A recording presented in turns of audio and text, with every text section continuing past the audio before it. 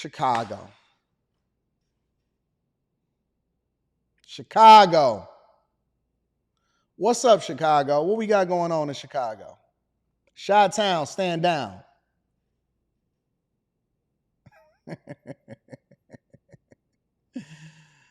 Oh, Chi-Town, stand down. Shout out to Chris James. Thank you, Chris James, for holding me down, big dog. Chi-Town, stand down. What is going on out in Chi-Town? Honey, you need to go back to sleep. Go ahead and go back to sleep. We don't want to hear that right now.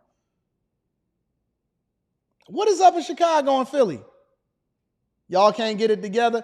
I love Detroit. I love the evolution. I believed in this city. I believed in the citizens of the city. We've largely, without any incidents whatsoever, we be hosting the draft, hosting all the fireworks, no problems, no trouble, no issues whatsoever. And then we go over to Chicago, and this is what we got to deal with. Take a look. It's sad. It's absolutely sad. Now to a tragic start for the 4th of July holiday. 2 women are dead and their 3 young children are fighting for their lives after a mass shooting on the south side. We have team coverage on the investigation. CBS 2's Sharday Gray spoke exclusively with one of the victims' mothers who says she died. Ooh, hold on. Before we get into the mass shootings, let me say this. Looked like Mugo and all of the Slim Chicks was on vacation. They got the bigums out there in the street today. Okay, they said we gonna get all of the ones that like to sit inside and eat donuts. Y'all gonna be the ones that's doing all of the news reporting out here in these streets. And never mind, we gonna get back to it. Mass shooting in Chicago, let's go. Shielding her son from the bullets. But we start with Asal Razai at Chicago Police Headquarters. Asal? Yeah, police say right now I know y'all gonna be on TV. Do better. You know y'all gonna be on TV. Do better. Are looking through surveillance video for any possible people involved in that shooting that's left so many people distraught today. We're told the family was Quentin, don't back down from Rita in the chat. Stand up to her.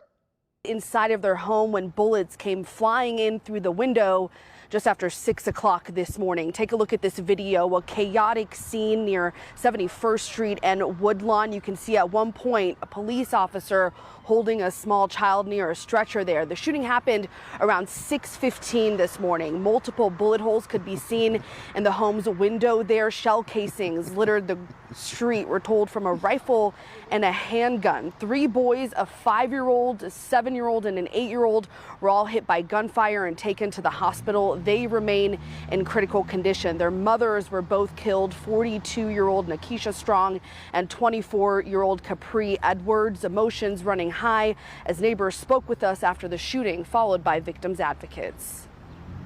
You can wake up 5 in the morning and decide to go run in somebody's house and do something like this and don't think that ain't gonna affect nobody or you. I don't even think. That's all I can say. Chicago, let's just come together. Let's come together. Let's stop it all. We know it's senseless. We hear it every day. But if we don't work together, it won't stop. Man, he talking about coming together. Don't you know that it's over? How do you fight a terrorist? How do you fight a terrorist? Because we don't negotiate with terrorists over here. How do you deal with and how do you fight a terrorist? People running into people's cribs, shooting them up on 4th of July, taking out mothers, injuring a whole bunch of people. You can't fight. You can't negotiate with a terrorist. Y'all out here pleading and marching with monsters. You think that they out there paying attention to you? They trying not to get caught. They ain't thinking about you. We need to come together. Man, you can't negotiate and start to come together with monsters. You got to lock monsters up. You got to deal with them accordingly. Y'all still negotiating with dudes? Y'all still negotiating with killers? Y'all still negotiating with people that's poisoning y'all community? You can't advocate for them. You can't handhold these people. If you didn't catch them when they was young, if you wasn't proactive enough in order to force these people to have children within wedlock, if you're not raising them in a conducive environment, but you continue to advocate for people to be single mothers and all of this nonsense, what do you think is going to happen? They're going to ruin everybody's life. Everybody. You right, Molly. We ain't got to worry about no KKK. I ain't got to worry about no KKK. I got to worry about the very ones that stand next to you inside of the community. Don't go to the wrong corner store at the wrong time. It's over. It's over. Earlier, police said they were looking into the possibility that all of this stemmed from a personal dispute, and that some of the suspects were seen wearing ski masks and knocking on the door of one of the homes on that street. Police asking with anybody with any information to come forward. They say at this time, no one has been arrested. I'm live at Chicago Police Headquarters. Asal Razai, CBS 2 News. I'm Sharday Gray, live at Comer Children's Hospital, where the family tells us a woman and her niece died this morning. We exclusively spoke to Capri Edwards' mother, who says her daughter is a hero for protecting her children. She shielded her baby so that he wouldn't get hit. So she really died to save her children. Marquita Scott is calling her daughter, 24-year-old Capri Edwards, a hero for protecting her 1-year-old son after she was killed in a mass shooting. But 2 of her other kids were shot, 5-year-old Scotty and 8-year-old Colby. Edwards. I wonder what these kids is going to grow up to think. I wonder what kind of psychological issues and trauma that they're going to continue to have, and what kind of stories they're going to be telling, and what kind of life they can be predicted to live, considering 2 of the other kids was shot. One of them lived, but he lived being clutched by the mama that was taking bullets on his behalf. What do you think is going to happen? When we talk about generational curses, how do you think that this is going to play out in these kids' lives? These kids is going to go up and they're going to be talking to people. They're going to have relationships. They're going to probably be dating out here in these streets. Their view of life and women and the streets and stuff is going to carry out. They probably going to go have kids. That's what we call a generational curse in real time. Aunt, 42-year-old Nikisha Strong, was also killed. Her 7-year-old son, Bryson, was shot. 37, 38, and 39 out there. Fighting for their lives. Scott describes Strong as a mother, grandmother, aunt, and a very loving person. She says Edwards was not only her daughter, but her best friend, who she spoke to every day on FaceTime.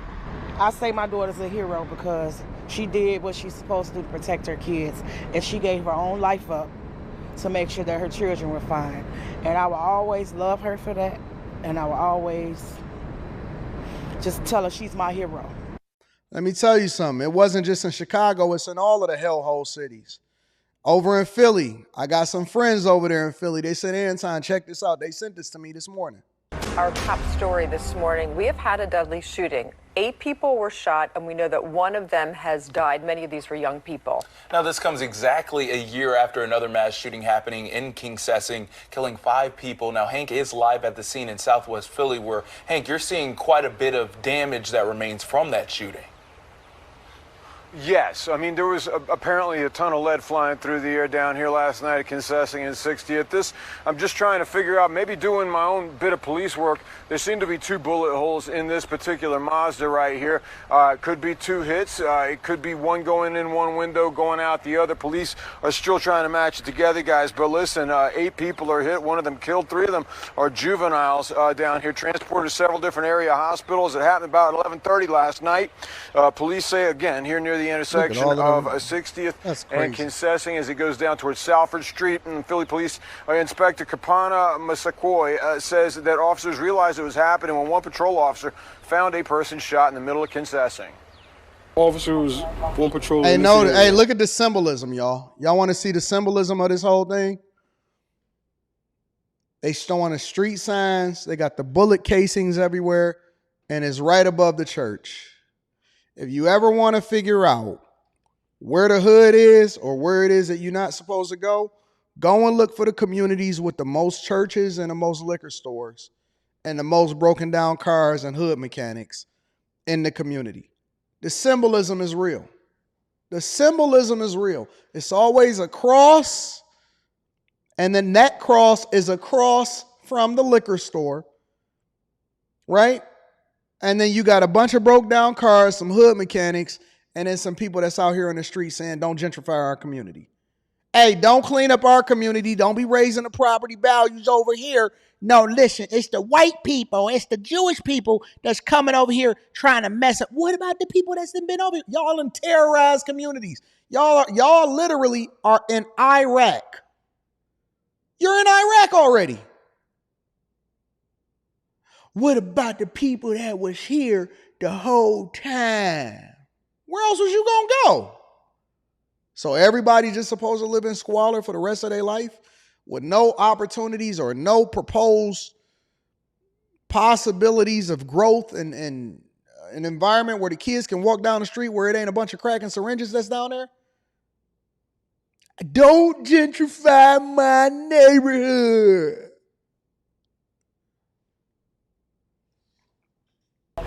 And saw a shooting victim lying on the highway.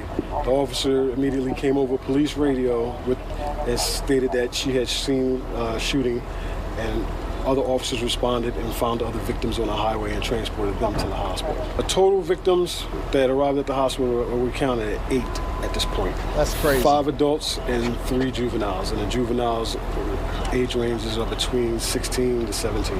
It is very alarming, and especially when we had officers in the area to try to prevent anything like this from happening, and it's still happening. So we take it very seriously and find it very, very alarming. Sure, and again, it's 1 person dead from 8 shot, 5 adults, 3 juveniles. Police have not released any identities. Police say there is no known motive. There haven't been any arrests and no weapons recovered. What a surprise. No motive, no arrests, no identity of the victims, no nothing, no help from the community. Nobody knows nothing. Nobody's seen nothing. Ain't nobody telling nothing. They just running around tearing up the community. Look at this live shot that we have from CHOP. All the victims were transported, not just to CHOP, but to 3 other area hospitals, Hub Cedar this and is in Philly. Were the other 2. This is Philly. This ain't even Chicago. We just talked about Chicago. Via emergency vehicle, privately owned vehicle. Steve Keeley reports even one went by ride share, if you can buy that. But several crowds had gathered out here at the corner. Police say that when they got here, they had to be broken up at a certain point. I did speak with one woman who you'll hear from in about a half hour. I just now spoke with her, who said she just didn't understand how firecrackers, fireworks could explode into gunfire. Maybe that's some clue as to how it all got started. Police did tell us that there were cookouts happening out here, as there were everywhere else in the city on the 4th of July. They said they didn't distinctly know of any parties going on. So a lot of police work to be done here, guys, and police will be out here gathering video throughout the day. Count on that. And it's bad, and it's going to continue to get worse. So shout out to everybody that participated safely in the festivities and wanted to celebrate without any kind of crime or issues or problems. Welcome to America in 2020, 2024, going into 2025. Well, we going to get there. We going to get there. Let me go.